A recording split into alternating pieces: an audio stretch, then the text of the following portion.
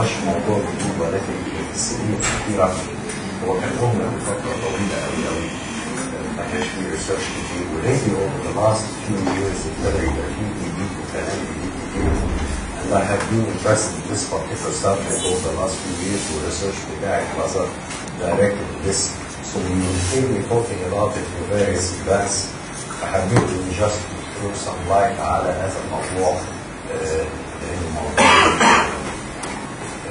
احنا كلنا بنفتكر من pathology of CKD او chronic kidney disease او chronic renal failure اللي بيحصل hyperparathyroidism. الهايبوكالسيميا اللي بتبقى موجوده عشان يبقى في deficiency of the 1,5-hydroxycholesterol. الكلام ده بيعتمد عن hormone changes in the form of osteoporosis, osteomalacia, and hyperparathyroidism. والحاجة الخطيرة جدا اللي اكتشفت مؤخرا في السنين الأخيرة وهي شغلانة جدا إن يحصل calcification of the chromosomes.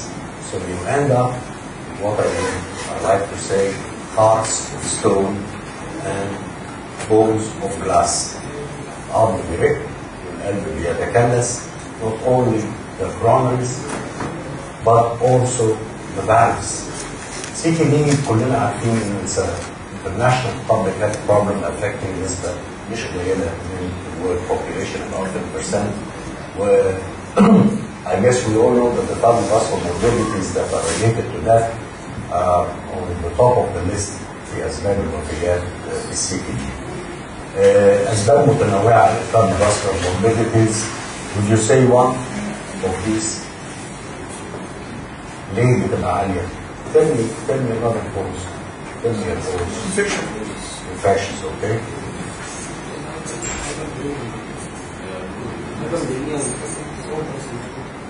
Something else? Calcification. Chronic calcification طبعا. Hypertension, anemia. دول كنت عاوز تقولوا دول أول factors. Uremic status في حد ذاته uremic toxins are definitely nephrotoxic و nephrotoxic to the heart. ولكن on top of the list كمان hypertension is very common and prevalent. That's why we are targeting to treat hypertensives early in the courses of the stages of 1 2 علشان عمال ما العيان progress إذا كان مقدر ليه progress ما يوصلش عنده big heart out weighing its coronary supply. Anemia is another added risk factor to the cardiovascular morbidity. And today I'm not discussing this particular issue. That's a bit just to enlighten you why patients die from the cardiovascular system. Another important factor which I'm interested to talk about today is the coronary calcification اللي هي بتنتج نتيجة disturbance اللي حاصل في minerals اللي هي الكالسيوم والفوسفورس. مش بس الكرونرز زي ما قلت لكم بتتكنس وتتحرك، كذلك the valves. The valve calcification are also being described to be closely associated مع cardiovascular morbidity mortality. وكل الكلام ده جاي من ورا الابنورماليتيز اللي بتبقى موجوده في الكالسيوم الميتابوليزم مع الهايبوكالسيميا اللي بتحصل، فالبون يبدا يحصل منه ريزوربشن عشان يحافظ على مستوى الكالسيوم على حساب العظم عن طريق الباراثورمون اللي بيبدا يسحب الكالسيوم من العظم. فوسفورس بيعلى في العيانين دي لانه ما بيتفرزش في البول. فوسفورس مع الكالسيوم بيبقى ديبوزيتد في سوفت تيشوز وفي كرونريز. رينال اسيدوستروفي تيرم ما عدناش بنستخدمه بمعنى التغيرات العصبيه اللي موجوده في امراض الكتب. رينال اسيدوستروفي essentially اتوصفت مع الهايبر باراثايرويدزم في حالات الكرونيك رينال فيلير. ما عدناش بنشوفها بالادفانسد فيزز اتوصفت في الكتب such as mastitis fibrosis cystica وما شابه. الحاجات اللي هي في الحقيقه يمكن انا شفتها زمان في الفترات الاولى في النيابه والابتلاء، لكن ما عدناش بنشوف الكلام ده لان كان فيها lot of things to treat patients with. But naturally having osteoporotic bones or bones of glass اكنها من الازاز بتخلي possibilities of fractures in these patients اعلى. ولو شفتوا patients بترسم فوق ال 10 سنين هتلاقي نسبة مش قليلة منهم have certain fractures في الهيد وفي اللونج روز وخلافه. عاوزين نقلل الكلام ده هو. ويمكن الجملة دي dialysis patients in their 40s واحد سنه 40 relatively has a higher risk of a hip fracture زي اللي عنده 80 سنة أو أكتر في age and sex match controls. This is just to emphasize the importance of why fractures are so common in our patients. We put these things together in bone abnormalities, lab abnormalities اللي بتحصل في السيندروم دهيت اللي هينتج عنها cardiovascular diseases such as vascular calcification, coronary calcification, fractures. These things together could lead definitely to a higher prevalence of mortality. Laboratory disorders اللي بتبقى موجودة بتبقى على مستوى الكالسيوم والفوسفورس. Alkaline phosphatase has also been used as a marker لما البون يبدأ يبقى resolved alkaline phosphatase بيعلى، PTH نشر الهرمون لونه بيعلى، والفيتامين B بينطق. You can spot these things by doing a lateral abdominal X-ray. بتشوف الأورطة بيبقى فيها calcification. مش لازم نعمل الكترون BMCT اللي أنا كاتبها كان في البداية، لكن وجدنا إن الأبدومينال aortic X-rays are sufficient enough to diagnose vascular calcification بدون ما احتاج اعمل المالتي سلايس كورونري CT سكان اللي هو الكترون بيم CT سكان اللي بيوري calcification في الكورونريز وبيتحسب بسكورز. Just to show you that calcification is not happening always in the vessels بس، ولكن في الادفانس stages ممكن يبقى موجود في السوفت tissues in this radiogram, just to show you how calcification can be present in the soft tissue in the capsule surrounding the shoulder joint. For vascular calcification, this is a confounding disease process كله مرتبط ببعض. CTD, MBD مع الاوستيوبوروزس مع الاثروسكلوروزس اللي بيبقى exaggerated زي ما انت قلت. كل الكلام ده هيأثر على الكورونريز ويؤدي في النهاية إلى مشاكل. These X-rays are just to show you how vessels can appear on plain X-rays. You can see here the arm of vessels, the artery, how it is calcified. This is a very good tool for screening of vascular calcification. وبنحسبها بسكور اسمه جاسو سكور. ادي الاورتيك وول وكالسيفايد الخطوط البيضاء دهيت. This is calcifications. الكالسيفيكيشنز دي ممكن كذلك تأثر على minute arterial speed in the skin وتؤدي إلى هذا المرض العين اللي ملوش علاج خالص لأن العين بيكون في infections. الكالسيفلاكسس ده سندروم اتوصفت في حالات الهايبرفوسفاتيميا الفيري سيفير اللي بيحصل فيها vascular calcification في الميديا of the feeding arterioles to the skin ينتج عنه ischemia في السكين وبالتالي gangrenous patches as you have seen. كم واحد شاف calciflaxis هنا في الأوضة؟ It's not very common. وكم واحد العيان ده يعني استمر معاه وشاف قبل كده بيبقى complicated. انت ما قدرتيش تعملي له حاجه خالص. عملنا له ديلي دايليسيس لفتره وكان بياخد وفره وقفناه. بس برضه الموضوع It's a very serious complication. برضه عندنا كان عيان برضه اللي هو It's one of the drastic complications الحقيقه وبتبقى يعني miserable بالنسبه للبيشنت الفيجنز ده هي و very difficult to do anything. It ends up by severe infection و probably septicemia.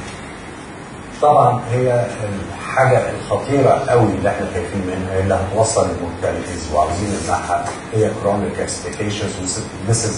These are different cuts of hearts that are calcified او نقول stone hearts قلوب محجره مش زي قلبنا طبعا احنا احنين، انما القلب المحجر ده نتيجه الكالسيوم فوسفورس العالي اللي بترسب زي ما انتم شايفين في الكورونريز. No one wants to see these patients with such a heart and such a coronary which would really be a killer for these patients. مع الاسف على بال البيشنت ما بيوصل لمرحله الدايليسيس and he's not taking care of all وده الفرق ما بين عيان بيشوفه النفرولوجيست فاهم من غيره انه ممكن على الاقل اميليوريت ذس، يقلله. ما بنقدرش نمنع، ولكن ممكن نقلل الكلام ده if we spot this as early as stage 3 and try to really treat hyperphosphatemia in the proper way, which by the way is a very difficult issue. عشان تصدقوا ان الكالسيفيك chronics are serious, I put this graph to show you that when the calcification scores, the scores اللي بتتحسب بالمالتي سلايس تكنيك بسكور معين اسمه اجاسو سكور، بياخد coronary longitudinal transection cut وبيقسموا لزونز وعلى حسب 1 2 3 4 areas of calcification بيحسب هذا السكور. فلو تشوفوا الجراف من هنا بيقول probability of survival is very high, approaching 1, which is good. You have patients with a 0 score calcification, while the worst survival here 0.25 من patients miserable اللي عندهم calcification score of 4. يبقى إذا في علاقة وطيدة ما بين survival وما بين primary calcification. ايه البايو ماركرز اوف ذا مينرال بون ديزيز؟ البايو ماركرز متنوعه وعديده، مش هقدر اتكلم تفصيليا لان دي الوقت في كل واحد، ولكن هم دول البلايرز اللعيبه بتوع هذه السندروم. يمكن كلنا نعرف الكالسيوم فوسفورس بي اتش والفوسفاتيز، ويمكن جديد علينا النهارده بعضنا مش كلنا فايبروبلازم فاكتور 23 والاوستيوبروتين.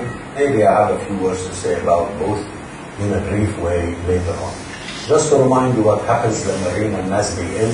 الرينا الناس بيقل نتيجة الكدني باد شرينكينج، الفايبروزيس اللي حاصل فيها، يبدأ يحصل كالسيتريول يقل، بي اتش يزيد، مفيش إخراج كويس للفوسفورس، يبقى فيه فوسفيت ريتنشن، الهايبوكالسيميا هتؤدي إلى هايبر باراثايروديزم and so forth. This is what happens مع الرينال ماس. لو انا اديت البيشنت suppression كتير as most doctors in this country are doing, giving the patient active forms of vitamin D, alpha-calcium in large doses, they over-suppress the PTH, and really patients need certain level of PTH to keep the bone in a dynamic state. يعني over suppression كل الناس بتدي العيانين هقول التريدمين 1 alpha لكن مش 1 alpha in particular, they're using something else. Over suppression by using this drug leads to a low bone turnover. العظم ما بيتحركش, doesn't grow at all. And if you look at the bone plates here, مش دي طبعا ده مش ده البون. الكونكتيف تيشو شويه فات سيلز في دماغه. This is the low bone turnover. This is very serious disease لأن ملوش علاج. Beware when you give your patients such a drug. You should check the PTH of the patient and you refer to the guidelines that we give you guidelines that بيقولوا لازم يتقاس مرة كل 3 شهور. And we like to keep the PTH in levels around 7 to 9 normal. ده the recent guidelines. يعني ده أعلى غير الطبيعي طبعا، أعلى من الطبيعي اللي هو up to 70 نانو جرام per ml، لكن هي دي الليفلز اللي وصلوا لها نحافظ عليها. ما افرحش أو ما احاولش إن أنا تورمالايز لايك ذا نورمال، ولكن في ستيج 5 أخليه في رينج 350. This is good enough for the patient، وهنا هيحصل له low bone turnover.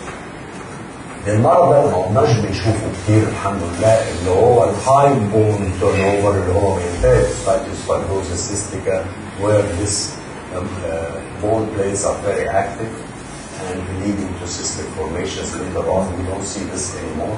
Again, له علاقة بالPTH العالي. Let me ask you a question. How aggressive should we be in managing PTH levels? As much as possible. حد يختلف معاه؟ أنا مش في امتحان يا فروض. يعني هو السؤال you should treat it aggressively ولا يعني ما I would say I would look at this graph in order to answer this question. If you look to the levels of PTH هنا وركزوا معايا كده من البداية خالص، هنا levels of PTH أقل من 100. ده الأبيض، الكولوم الأبيض بيمثل الكاردياك مورتاليتي، والكولوم الجراي بيمثل النون كاردياك مورتاليتي. نجد في ليفلز واطية بالمنظر ده. There is no difference. And the KDICO guidelines اللي هي من 150 ل 300 الليفلز اللي احنا عاوزين العيان يبقى فيها، نجد برضه ان في equality between the cardiac and non-cardiac mortality. But look to the side, to the left side of the graph. Once the PTH starts to rise 300 450 لغايه ما يصل للاكستريم up to 900، هنجد ان الكاردياك mortality has risen so much. يبقى نقارن هنا الستاندرد بتاعنا، كل ما البي تي اتش بيعلى الكاردياك مورتاليتي عماله تزيد. اذا الجراف ده هو او البحث ده بيأكد ان في علاقه وطيده جدا ما بين الليفلز اوف بي تي اتش وبين الكاردياك مورتاليتي. And since we have decided together that cardiac mortality should be avoided, PTH واضح من الكلام ده هو انه في relation. So treating PTH levels should be promptly undertaken ومهمة جدا جدا. كان زمان original hypothesis اللي موجودة، اتعلمت انا في كلية الطب الكلام البسيط، جي في ار ام فوسفيت يعلى يحصل هايبوكالسيميا، باراثورمون يعلى، سكندري هايبرباراثورمونيزم. الكلام ده مع تطور الدنيا وابحاث كتير ابتدى يتغير، ولكن في احد المتغيرات الجديده اللي نشأت ووجدناها و something very important، وهي علاقه الفوسفورس بالباراثايرويد دايركتلي. ما بنتكلمش على فاسكولار كلاسيفيكيشن. جابوا الفئران دي ونبص في الجراف اللي تحت واكلوهم لو فوسفيت دايت. على فكره اللي هنا الجلاند ويت، نجد ان الجلاند ويت هنا كومبير لليوريميك راتس اللي كانوا فوسفيت دايت في فرق هايلي سيجنيفيكانت ديفرنس. كل ما اكل فئران فوسفيت دايت اكتر الجلاند بتكبر. احنا ما كناش نعرف الكلام ده طول عمرنا، فاهمين ان الباراثايرويد in relation to calcium هايبوكالسيميا بي تي اتش يعلى، انتهينا ما نعرفش القصه دي. ايه الكلام الغريب الجديد ده؟ هو على ما يبدو ظهرت ان في علاقه direct toxicity of the phosphorus to the parathyroid gland. So again you have a new factor interfering the situation. A few years back ابتدت الناس تبص للامور بتاعه البون ديزيز in a more complex or compound approach، ووجدوا ووصفوا العلاقه. ويمكن in the future حتى الناس اللي عملوا التسميه المينرال بون ديزيز دي قعدت معاهم واتكلمت، طرحت عليهم هذا المسمى وقلت لهم ده اوقع ويمكن في يوم من الايام يتغير، لان ده more illustrative to the syndrome. ان في kidney bone vascular axis there is a relationship between these three entities in chronic kidney disease as you will eventually realize. يجي بلاير جديد غير الكالسيوم والفوسفورس ولا كمان فوسفاتيز اللي هو FGF23. ال FGF23 ده هو ماركر جديد اكتشف من 5 سنوات، ولقينا لما بيبدا يعلى بطريقه غير طبيعيه كل ما GFR ويصل الى ليفلز الاف زي ما حضراتكم شايفين لما بيصل العيان الى ليفلز اوف اند ستيج. وده كليمز ان هو ده السبب مباشره في الكرونيك كالسيفيكيشن اللي بيحصل، ولو ان في النهايه اب ناو ما حدش قادر يثبت العلاقه دي، وعملنا بحث في الازهر برضه لقيناه بيعلى، لكن ما نقدرش نقول ان هو السبب مباشره. بعض الناس بصت لل FGF23 as a marker of progression، ونشري كل ما يحصل progression من end stage كل ما الليفلز of FGF23 بتزيد.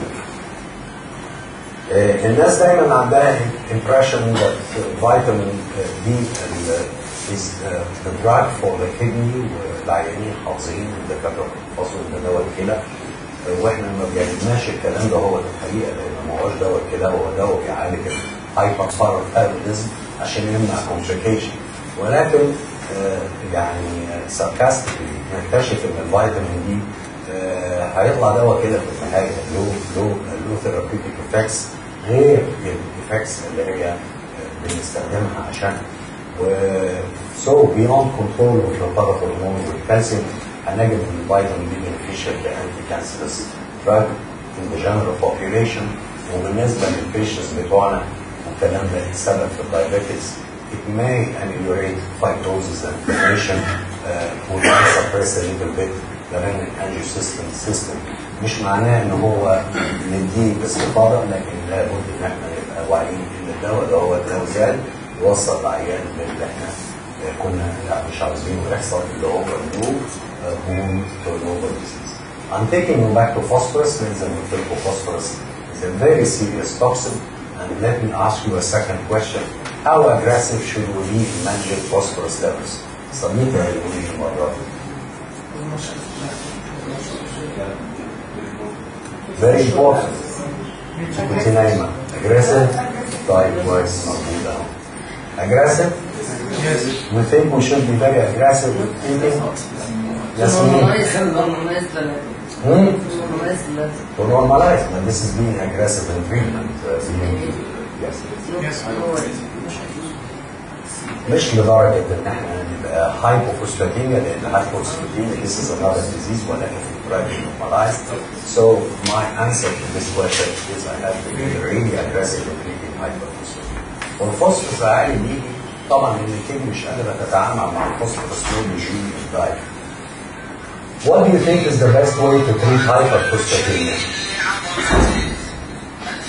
دكتور phosphate binders. Dialysis. Low phosphate diet. According to calcium.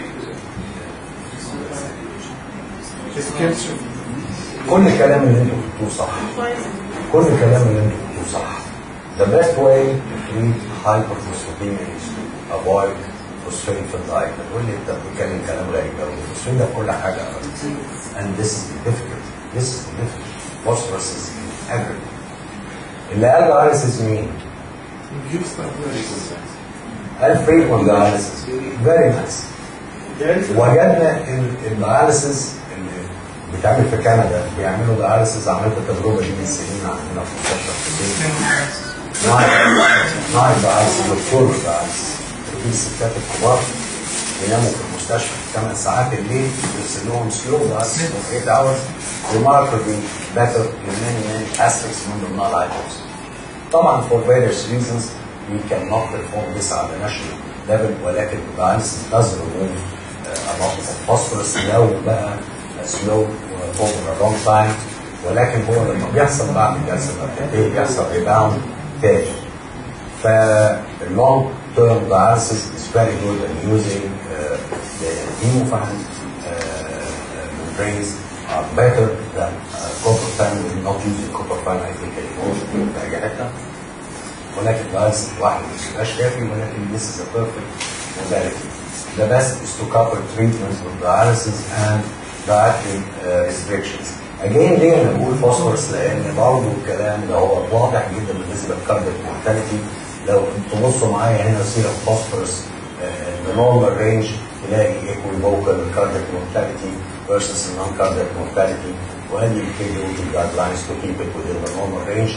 لكن وانس الفوسفورس يبدا يعلى زي ما انتم شايفين الكاردياك مورتاليتي اللي هي الكولونز الكبيره عاليه جدا. يبقى في علاقه اكيده زي مع البي تي اتش العالي في علاقه اكيده مع الفوسفورس العالي. So phosphorus is a killer to patients and will end up بالمنظر السخيف الوحش قوي ده calcific plates of the intima of the primary زي ما انتم شايفين. والكالسيفيكيشنز اللي بتبقى موجوده دي غير الاثيروسكليروتيك بليتس بتاثر. الكالسيفيكيشنز of the intima and the need of the primary في اليورينكس غير الكالسيفيكيشن اللي بتبقى في السب اندوثيليال اريا في الاثيروسكليروتيك blood vessels اللي هي موجوده فوق. Anyway, eventually, if it's calcification of the primaries, with narrowing, with roughening of the surface, ED, platelets, thrombus, angina, ILD, وانتوا عارفين الباقي. ايه الادويه اللي ممكن تستخدم؟ من السبعينيات ابتدينا نسبرس البي تي اتش وكنا فرحانين بنفسنا بالقدره الفيتامين دي and control serum phosphorus with aluminum لغايه ما اكتشفنا الالومنيوم toxicity leads to various lesions من ضمنها الانكفالوباتي وفراكشرز. ويمكن انا في رساله الماجستير من زمان كان لسه الموضوع ده جديد، كانت لسه بين بوينتنج الومنيوم سورس اللي كان بيستخدم في ذلك الوقت الومنيوم هيدروجين كنا بنستخدمها كانتاسيدز وكان فيري افكتيف الحقيقه، ولكن it is rather toxic and we stopped using it. ابتدى يبقى في intravenous calcitriol treatment في اوائل الثمانينات ابتدينا فرحانين برضه اوليها لانها كانت بتوطي البي تي اتش ليفلز، لكن نكتشف ان الهايبركالسيميا كانت عاليه معاها. كنا بنرفع كمان الكالسيوم في الغازات، ما قلناش بنعمل كده، ما قلناش بندي 1.5 والغازات مليمول 1.75 زي ما كنا بنستخدم زمان في التمرينات، لان اكتشفنا ان ده كالسيوم اوفرلود يساعد على الكرونيك كالسيفيكيشن. وبعد كده في الناينتيز اكتشفوا السيدرامير هيدروكلورايد which is a wonderful drug and it is expensive ولكن دواء هايل. وليتلي في الانتيبيوتيكات في الانتمنت ما عندناش منه في مصر السينا كاسيد which is a wonderful drug بيشتغل على الكالسيوم سنسور ريسبتور to lower the PTH. دي التولز او الحاجات اللي عندنا. Some learning points عاوز اقولها ان البروجريشن of the secondary hyperparathyroidism دي مش حاجه وليده لحظه ولا يوم، ولكن it's very slow and progresses slowly. It happens even لو انت بتعالج العيان، لكن you can always follow up ان انت تعمل ultrasound او CT imaging of the glands to spot the hyperplastic glands. كلنا هنفتكر ان الهايبربلاستيك glands at one stage ممكن تقلب الى tertiary وتبقى autonomous، وفي هذه الحالة لازم تتشال باي سيرجري. يمكن الكالسيوميماتكس اللي أنا اتكلمت عليها beneficial لأنها it may decrease the levels of PTH و it may avoid إن أنا أعمل سيرجري في بعض الحالات. I will always say يعني it's a wonderful drug ولكن the cost is always a barrier. يطلع كل اللي احنا بنتكلم فيه is costly, treatment is costly, dialysis is costly. لكن these are very good drugs. السؤال الأخير اللي أنا قررت أخلص عشان ما تزهقوش، الانترفنشن بتاعي اللي هو إن أنا عندي فيتامين دي أو كالسيوميماتكس أو فوسفيت بايندرز. المفروض الكلام ده السيرفيت ماركرز اللي هي العلامات اللي أنا بقيس بيها أي مرض اللي هو البي تي اتش والكالسيوم والفوسفور. نتخيل لو إحنا عملنا اللي لازم بالانترفنشن وادينا الحاجات دي كلها للعيان وخلينا الليفلز كلها في النورمال. Do you think the clinical outcomes will be better؟ حقيقة رغم ان انتوا قلتوا يس ما حدش عارف يجاوب على السؤال. اتعملت دراسة كبيرة في العالم على عدة دول على عدة آلاف من العيانين. هذه الدراسة اتعملت علشان تقيم دواء واحد اسمه كالسيوم دراج دهوت علشان تشوف نورمالايز هل الكلام ده بيتحسن ولا النتيجة سلبية تماما. الكلينيكال اوتكمز ما تحسنش، ونتج من هذه الدراسة ان برضه الكارثة الكبرى اللي هي الفوسفورس associated with high mortality ده كارثة في العيانين بتوعنا. بصينا على الكلام ده في الازهر من سنتين والنتائج نشرناها الاسبوعين اللي فاتوا، لقينا رغم النورماليزيشن بتاع كل حاجه اجين زي الترايل اللي هحكي لكم عليها اسمها البروف ترايل، ان هو الفوسفورس لا زال اخطر واهم حاجه حتى if you normalize البي تي اتش normalize السيرم كالسيوم لا زال الفوسفورس is the only significant surrogate marker that relates to outcomes. So what is clear, my friends, in disorder phosphorus metabolism is CTD will continue to be an active and exciting area for years to come. ولكن we have to do all we can to treat our patients from hyperphosphatemia. Thank you so much for being here. I'm so happy that you were here all day long. Dr. Hussein would like to make some يس ايه رايك بس في